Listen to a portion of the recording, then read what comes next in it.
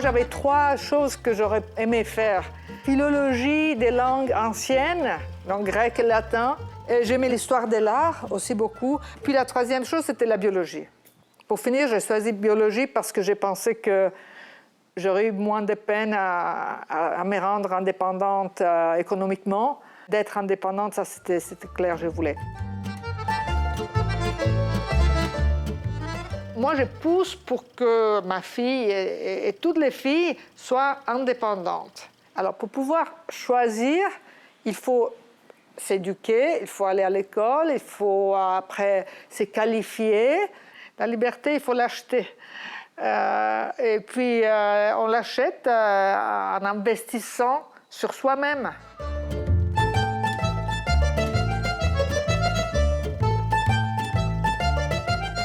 Quand j'étais petite, j'avais lu un livre sur Marie Curie, qu'elle avait fait toutes ces découvertes.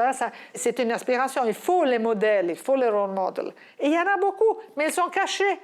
Il faut vraiment comprendre comment c'est plus difficile pour les femmes. Donc, quand il y a des femmes comme ça, c'est des exemples pour les autres. Sinon, ça rentre dans le cerveau inconsciemment que les femmes ne peuvent pas.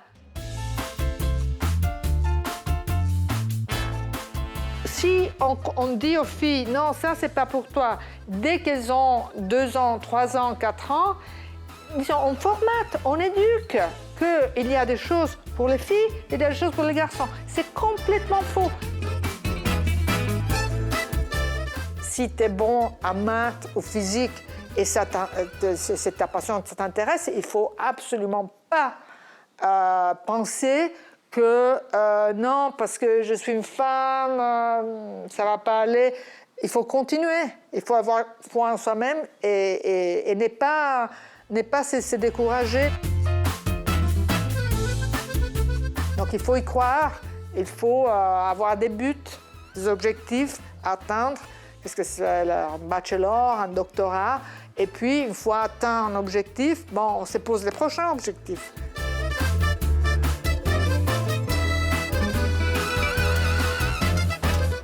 Ce qui est joli dans la science, c'est qu'on peut toujours se réviser. Il n'y a pas de vérité absolue, rien n'est définitif.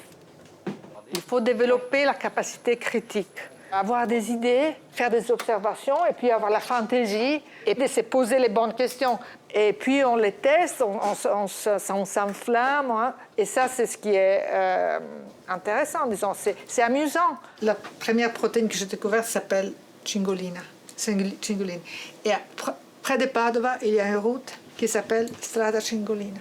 C'est la seule protéine que je connais qu'il y a une route dans son nom. C'est incroyable. Il y a le préjugé qu'avec les enfants, on ne peut plus travailler, ce qui est totalement faux.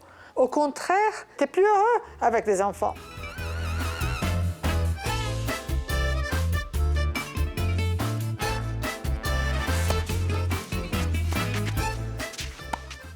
Il ne faut jamais lâcher.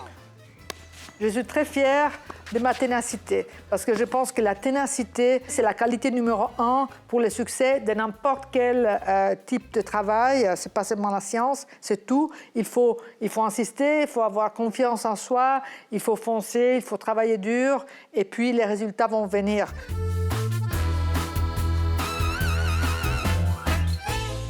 Il y a plein de choses à faire avec la science, donc si vous êtes intéressé, ne lâchez pas parce que c'est une ressource perdue pour toute l'humanité, pour toute la société. Vous devez contribuer comme les garçons, pas plus ou pas moins, ou la même chose.